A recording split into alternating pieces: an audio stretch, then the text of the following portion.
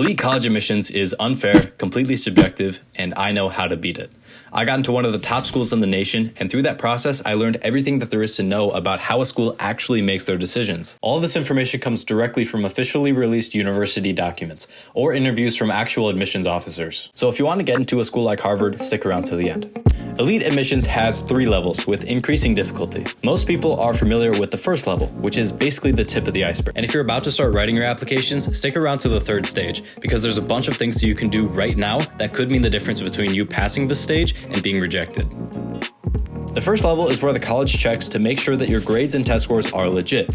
If you don't have near perfect grades, all while taking the hardest classes that you have available to you, these colleges basically expect that you can't handle their classes, which is a real thing, their classes are hard. The next level is much more in-depth, something called holistic review. This is where colleges completely analyze everything about your application. What state you're from, your club activities, your interests, your character, your essays, how interested you are in the school, your religion sometimes. Oh, this is data pulled from Harvard's Common Data Set. The Common Data Set is a document that every college releases that literally lists out what they consider in the admissions process and what they do not. If you Google your university's Common Data Set before applying, you can tailor your application for that university's actual considerations, giving you a much better chance at getting in. This document also lists the average SAT score and GPA of admitted students, giving you an idea of the academic standards at that school and what scores and grades to shoot for. Okay, but with these considerations in mind, how do colleges actually judge your application holistically? Most colleges follow this process. All of the applications that they receive are split up somewhat evenly between all of the admissions officers. One single admissions officer will decide whether or not you are even worthy of being accepted. Then each admissions officer brings their best applications to a committee room where they argue about who should or should not actually be accepted. That part of the process is the true test. Can you get dozens of admissions officers to agree that you are the one? For now, let's focus on one thing. What does it take to end up in the committee room and not the trash can? There are 2 main things that you need to be aware of as you go through high school. What story are you telling, and whether or not you are maximizing the opportunities that you have. We'll start with what story you're telling. Why is that important to an admissions officer reading your application? Well, when they look at your application, if you can tell a compelling story about where you're coming from and what you want to do with your life and with your education at that university, that makes it very easy for them to say, yeah, that makes sense. This kid's got passion, he's going somewhere, let me help him get there. And this will help make it very easy for your admissions officer to prepare their presentation for the committee, basically making it easier for them to pick you overall. But how do you make a compelling story? Well, the first step is knowing what you want to do early on in high school, like your freshman year, and surrounding your entire life around that one thing for the most part, which is easier said than done. Some basic life advice is that if you don't know what you want to do, just start doing something and do it like you love it. And pretty soon you will get good at it, you will know everything about it, and you will actually end up enjoying it. Not everyone is born with a passion, but everyone is born with enough time to get good at practically anything, so use it. Plus, you can always figure out what you actually want to do when you're in college. Nothing is stopping you from switching your major. Now, what does a compelling story look like?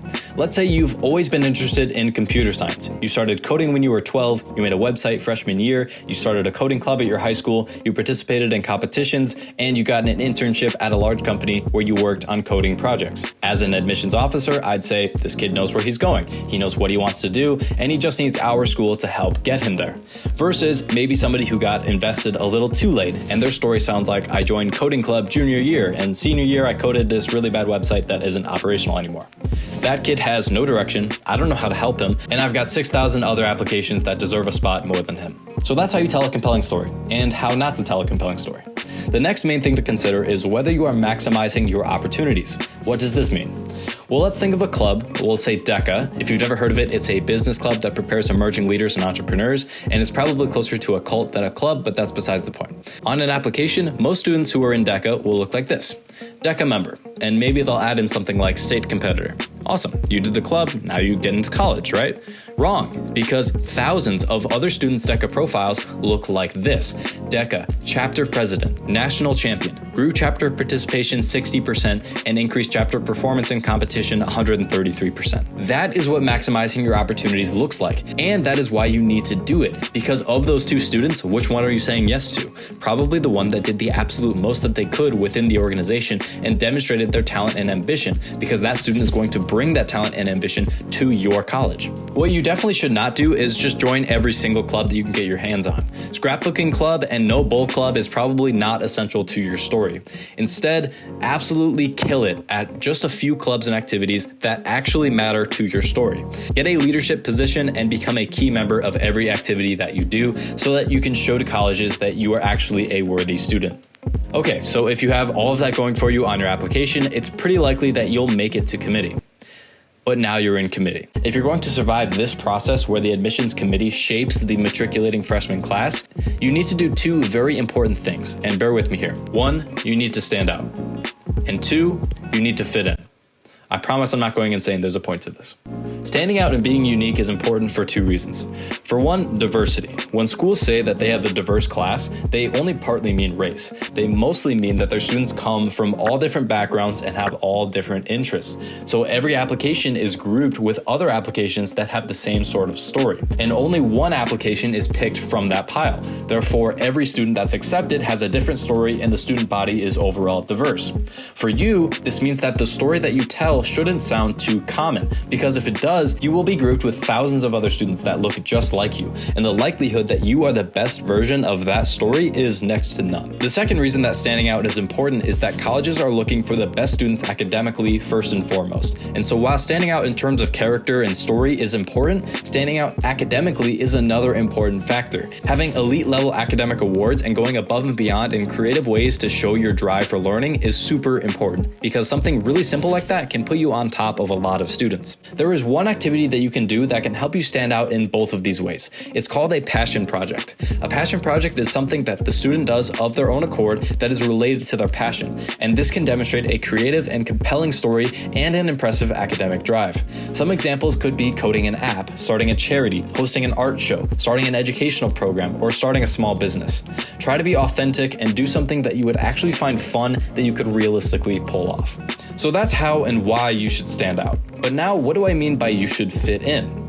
Well, I'm obviously not saying that you should fit in with other students who are applying. We just went over why that's a bad idea. What I'm saying is that you should fit in with what the college is looking for. I know, right? Wow, what an astute observation. It's not like that's the whole reason you clicked on this video. But that's sort of the point. Everyone claims that they are doing everything in their power to look like a student that the college would generally accept, but they're missing the key few things that it actually takes to do this effectively. The first thing that you need to do is research the school. Google their mission statement and values page and read it thoroughly. Pay attention to the language that they use, the character qualities that they bring up, and the overall image of what the university stands for. Then see if you can find an undergrad admissions page.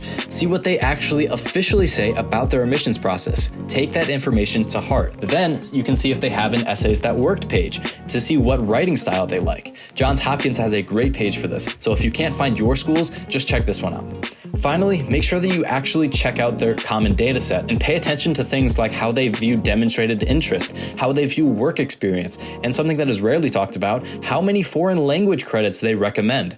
For Harvard, it is 4. For a school in America, that is crazy. So after you do all of that research, you will have a pretty good idea of how to actually fit in at that university, and you can tailor your application toward that ideal, which will give you the final edge that you will need to get into the school of your dreams. Yes.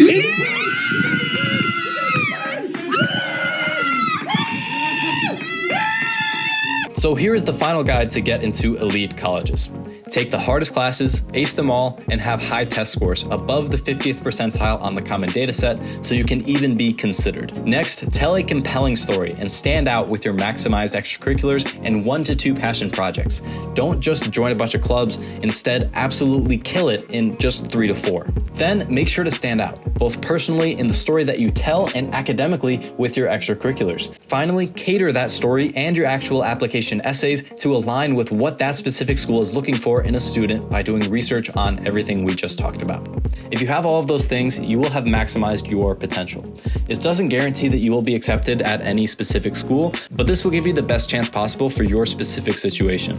At the end of the day, you can't control who reads your application, what mood they're in, what other students students are applying that may or may not look similar to you.